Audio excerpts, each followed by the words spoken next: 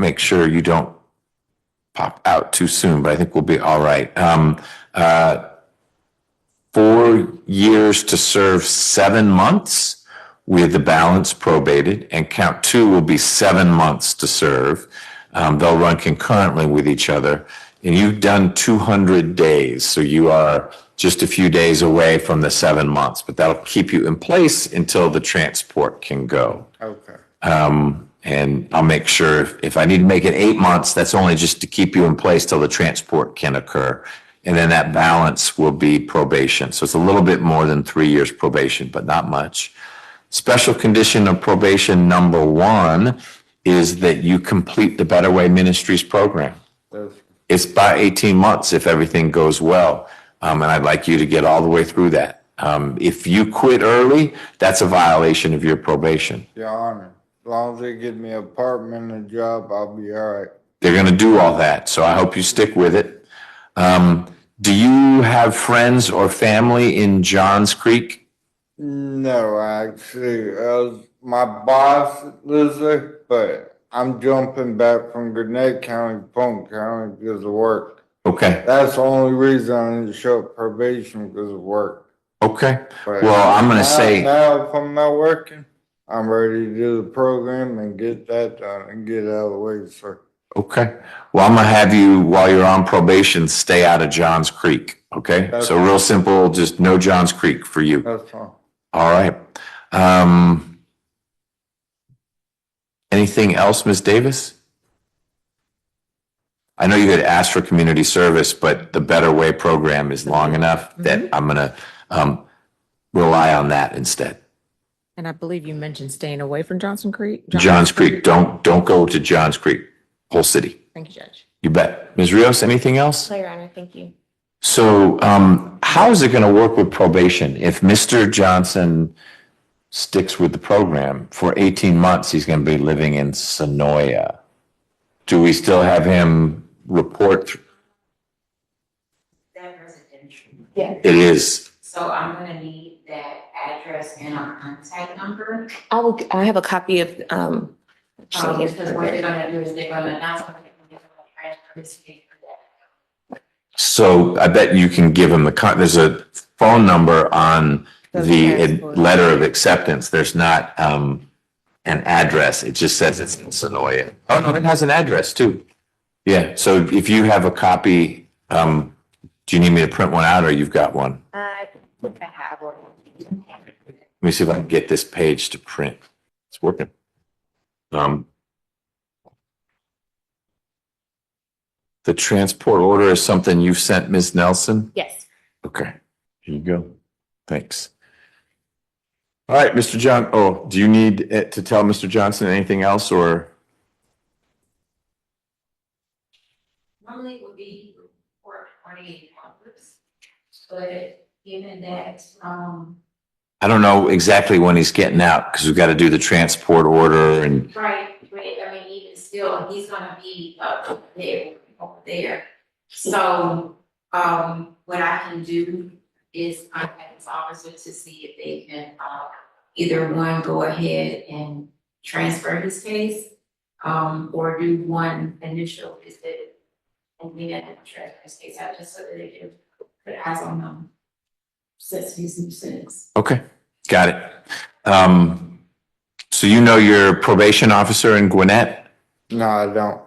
I don't have any information out of Gwinnett. Had you ever met someone from probation before? I saw a white attorney, but it's weird. Okay. I need y'all to call Gwinnett for me too and let them know where I'm going. All right, I think they'll sort through that. He's not on supervised. Oh, so he wouldn't have had a probation officer. No, he does, but he would have seen someone because he's not on us. Oh, he's not on unsupervised. Got it. Okay, well, we'll sort that out. All right, good luck, Mr. Johnson. Stay with the program. Yes, sir. So I need to go sign something and can we take like a 15-minute break? We have one plea left? Well, it's okay to agree to file here now. Oh, Oh, okay. well, if we can do that in 2 minutes, we can do that now. I'll circle back with you. Yeah, perfect. Okay, and then Mr. Davis, I'm gonna take care of signing your paperwork. Ryder Day is already here. This is Mr. Williams, Yes, Judge. so not a plea. No, Judge. Okay, We're close though. we're close. All right. All right. Let's get on the record, so we get all this down. 25 SC 000882, State versus Zachariah Williams. Mr. Williams, you are charged with terroristic threats. Ms. Wood, do you feel like you've got all the discovery in the case? The only thing that I'm potentially missing, and I'm going to get with Miss Davis, there's possibly a body camera that caught a terroristic threat. I don't have that, if it exists. That said, caught it as in. I don't know if they actually like saw a video that someone had and recorded it. There's mention of it in the police report, but we're gonna iron that out if it does exist. Oh, I mean, so there's supposedly, this case is about a threat to a Yolanda Williams. Someone may have recorded that and then played it, and the officer said, play it in this box, and they recorded the recording. Understood. Okay. So we're looking into that, but you're comfortable having this moved to the trial calendar? Absolutely. Okay, great.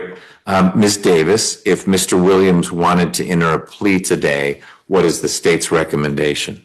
Today, I was going to reduce it to a misdemeanor. Okay. And so the only primary condition was mental health plus treatment. The victim is his sister. And I did have a conversation with his sister about it. He doesn't have much of a history. And so that's the reason for the offer. Got it. Okay. Mr. Williams, do you understand that if you entered a plea today, if you wanted to resolve your case today, that the state would reduce a felony, that's a serious case, down to a misdemeanor, less serious case, and the recommendation would be probation for some months and get an evaluation? That's what the state would be recommending. Yeah, yeah, I want to hold off on that till a later date. Okay. Fair enough. I just need to make sure you understand that. You may get that offer again. You may get a better offer, but I need you to understand that the state may change their mind and say, wait a minute, no, we're not going to reduce it. We'll still do probation, but they may say it's going to be a felony. You don't get to force them to keep the offer open. You understand? Yes. Okay. Got it. Then we're going to move your case on to the August trial calendar. So just a couple months, 1 month from now, you'll be here. If before then you've worked it out, we'll see you before then. But otherwise, I'll see you for the call of the trial calendar. Okay. Okay. I want to make sure we've got good info on you.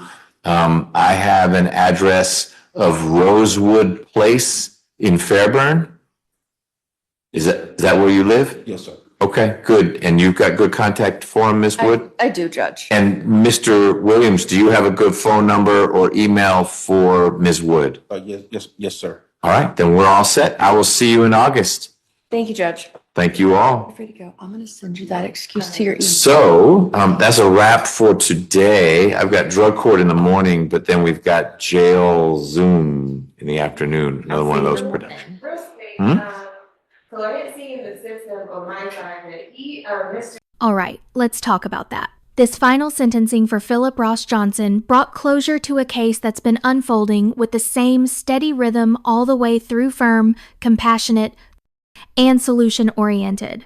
We first saw Johnson plead guilty to terroristic threats and public drunkenness after a July 2024 incident involving a jaywalking citation that spiraled into threats and arrest.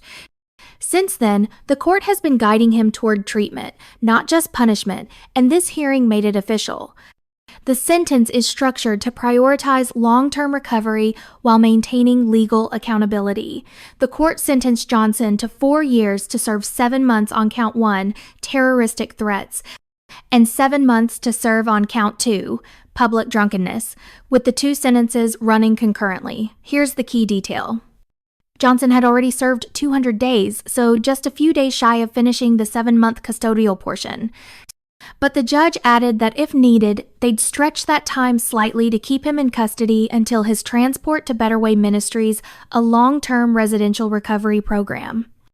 The rest of the sentence, about 3 years, is probation, and the biggest condition, he must complete the full 18-month program. If he quits early, it's a violation. period.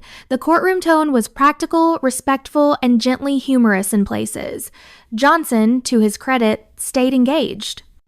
He reassured the judge that he's ready to commit to the program. As long as they give me an apartment and a job, I'll be all right, he said, and the court made it clear that's the plan. This wasn't just a court checking boxes. It was a team of people judge, attorneys, probation working together to set Johnson up for success, with structure and expectations included. One firm condition: stay out of Johns Creek. The judge made that plain. Don't visit, don't pass through, just stay clear. The probation team was already coordinating with the residential facility, and the judge took time to walk through logistical details like addresses, contact points, and transport. It wasn't rushed, and it wasn't rigid.